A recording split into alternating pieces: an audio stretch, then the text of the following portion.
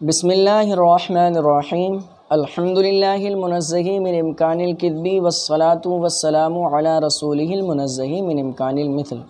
مصنف علیہ رحمٰن نے موانع ارث کو بیان کرنے کے بعد اب ان فروض کو ذکر فرمانا شروع کیا جن کو اللہ تبارک و تعالی نے اپنی کتاب میں ذکر فرمایا ہے۔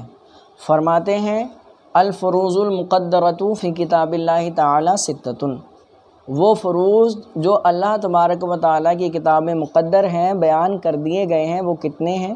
6 ہیں۔ سب سے پہلا کیا ہے؟ نصف۔ اب جو ہے نصف کی پہچان کیسے ہمیں کرنی ہے؟ تو نصف کی پہچان کا طریقہ یہ ہے کہ کسی بھی مال کے جو میت نے چھوڑا ہے اس کے مال کے 2 حصے کیے جائیں، 2 حصوں میں سے ایک حصہ نصف کہلائے گا۔ دوسرا کیا ہے؟ ربع۔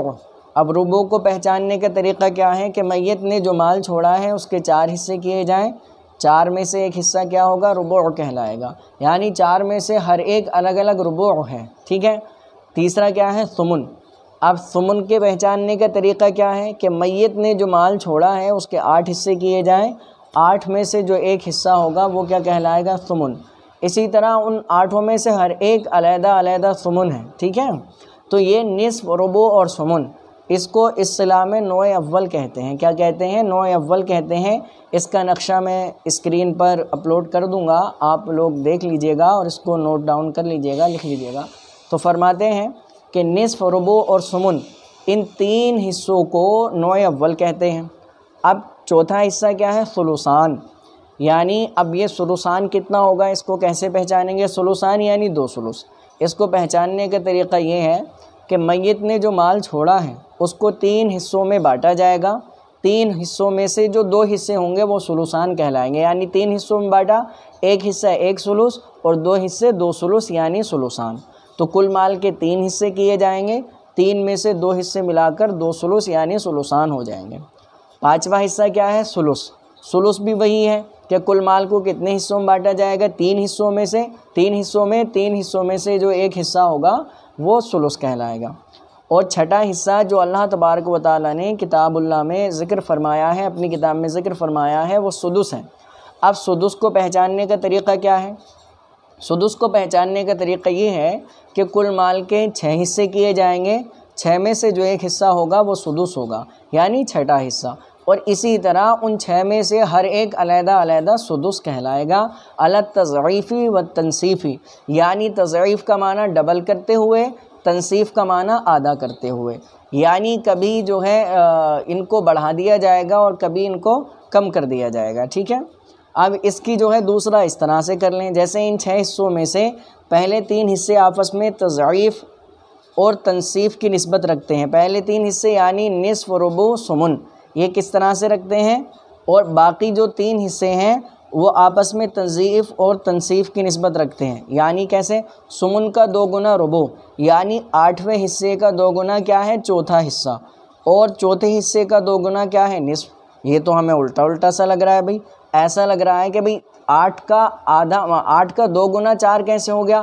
8 کا 2 گنا تو 16 ہونا چاہیے تھا، لیکن آپ الٹا پہاڑا پڑھا رہے ہو کہ 8 کا 2 گنا 4 آپ کہہ رہے ہو، ربع کہہ رہے ہو، تو یہ وراثت کا معاملہ ہے، اس لیے یہ تھوڑا مشکل ہو جاتا ہے۔ دیکھیں 8 کا 2 گنا 4 اس طرح سے ہے کہ پہلے کل مال کے کتنے حصے کیے گئے؟ 8، اس میں سے اس کو کتنا ملا؟ ایک حصہ۔ کتنا ملا؟ ایک حصہ۔ اب اسی مال کے تو ایک حصے مان لیجئے 8 حصے کیے گئے، ٹوٹل روپے کتنے تھے؟ 8 روپے تھے۔ 8 روپے میں سے اس کو کتنے روپے ملے؟ 1 روپیہ ملا، کیونکہ 8واں حصہ ملا۔ ابھی اس 8 حصوں کو کتنا کر لیا گیا؟ 4 حصوں میں کر لیا گیا۔ اب کتنے آئے کہ ایک حصے میں 2 روپے آ رہے ہیں، تبھی تو 8 ہوں گے، وہ 4 حصوں میں بانٹے۔ اب اسے 4 میں سے اس کو 1 ملے گا تو وہ کتنے ہوں گے؟ 2۔ تو 8 حصوں میں جب تقسیم کر رہے تھے تو اس کو کتنا روپیہ مل رہا تھا؟ 1 روپیہ ملا، اور جب اس کو 4 حصوں میں تقسیم کیا تو اس کو کتنے روپے ملے؟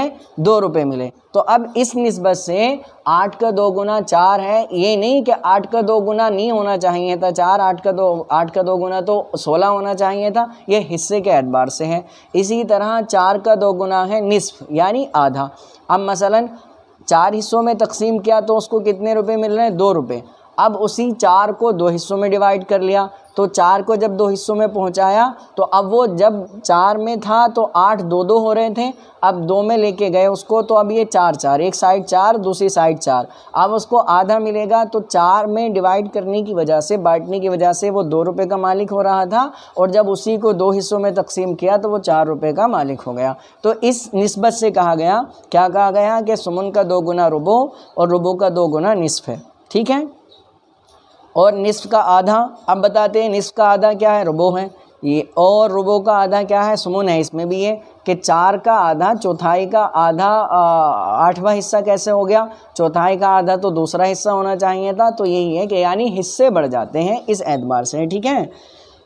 آگے چلیں تو فرماتے ہیں کہ یہ 6 حصے اللہ تعالیٰ نے اپنی کتاب میں ذکر فرمائے ہیں۔ محشی علیہ رحمٰن نے ان کو آیت کریمہ کے ساتھ ذکر فرما دیا ہے کہ کس آیت میں کس حصے کا ذکر ہے۔ آپ لوگ حاشیہ دیکھ لیجئے گا، ریکارڈنگ لمبی ہو جائے گی، اس وجہ سے میں اس کو چھوڑ دیتا ہوں۔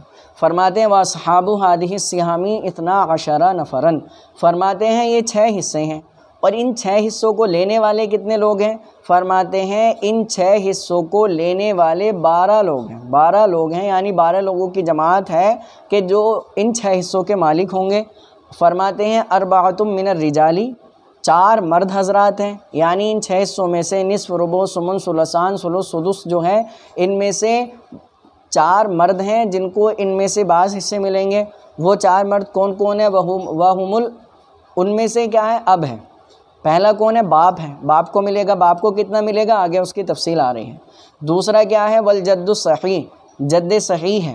اب جد صحیح کون ہوتا ہے اس کی تفسیر مصنف علیہ رحمہ یہیں بیان فرما رہے ہیں، آگے اس کی تفصیل بالاصالہ آ رہی ہے آگے تفصیل کے ساتھ۔ فرماتے ہیں جد صحیح ہے، مردوں میں 4 ہیں نا، پہلا باپ ہوا، دوسرا جد صحیح۔ جد صحیح کون ہے؟ وہوا ابو الاب، وہ باپ کا باپ، اور اسی طرح اوپر تک، باپ کا باپ، پھر دادا کا باپ، پھر پردادا کا باپ، اوپر تک، ٹھیک ہے۔ تیسرا مرد کون ہے؟ والاخ لام، ماں شریک بھائی، اور چوتھا مرد کون ہے؟ والزوج شوہر۔ تو یہ 4 مرد ہو گئے جو اصحاب فرائض میں سے ہیں۔ اب 8 عورتیں ہیں جو اصحاب فرائض میں سے ہیں، وہ کون کون ہیں؟ فرماتے ہیں وَثَمَانٌ مِّنَ النِّسَاءِ، 8 عورتوں میں سے ہیں، وہی الزوجۃ وہن الزوجۃ، اور وہ کیا ہیں ان میں سے؟ سب سے پہلے ہیں بیوی، بیوی اصحاب فرائض میں سے ہے۔ دوسرا ہے والبنت، بیٹی ہے۔ اسی طرح وبنت الابن، بیٹے کی بیٹی یعنی پوتی ہے، وَإِن سَفَلَتْ، اگرچہ نیچے تک ہو، بیٹے کی بیٹی یعنی پوتی، پر پوتی، لکڑ پوتی، دھکڑ پوتی، جو بھی آئے نیچے تک، ٹھیک ہے۔ تو کتنی ہو گئی؟ 3۔ چوتھی بیان فرماتے ہیں والاخت لاب وام، حقیقی بہن یعنی باپ اور ماں شریک بہن، جس کا باپ اور ماں دونوں ایک ہوں، ٹھیک ہے، یعنی میت کا اور اس کے ماں باپ دونوں ایک ہوں، حقیقی بہن۔ اور 5ویں کون ہے؟ والاخت لاب، باپ شریک بھائی۔ 6ٹھی کون ہے؟ والاخت لام، ماں شریک بہن، بھائی نہیں، ماں شریک بہن اور باپ شریک بہن۔ اور 7ویں کون ہے؟ والام، ماں، 7ویں ماں ہے۔ اور 8ویں کون ہے؟ والجد الصحیحۃ، جد صحیحہ۔ تو یہ 8 عورتیں ہو گئیں۔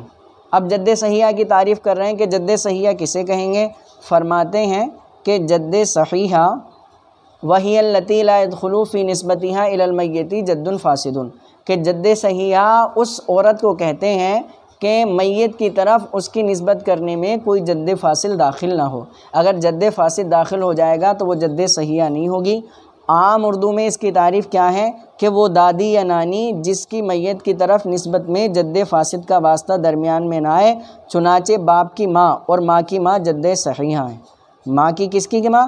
ماں کی ماں اور باپ کی ماں، یہ کیا ہیں؟ جد صحیحہ ہیں۔ اور جد فاسدہ وہ دادی یا نانی جس کی میت کی طرف نسبت میں جد فاسد آ جائے، جیسے نانا کی ماں اور دادی کے باپ کی ماں، یہ کیا ہیں؟ یہ جد فاسدہ ہیں۔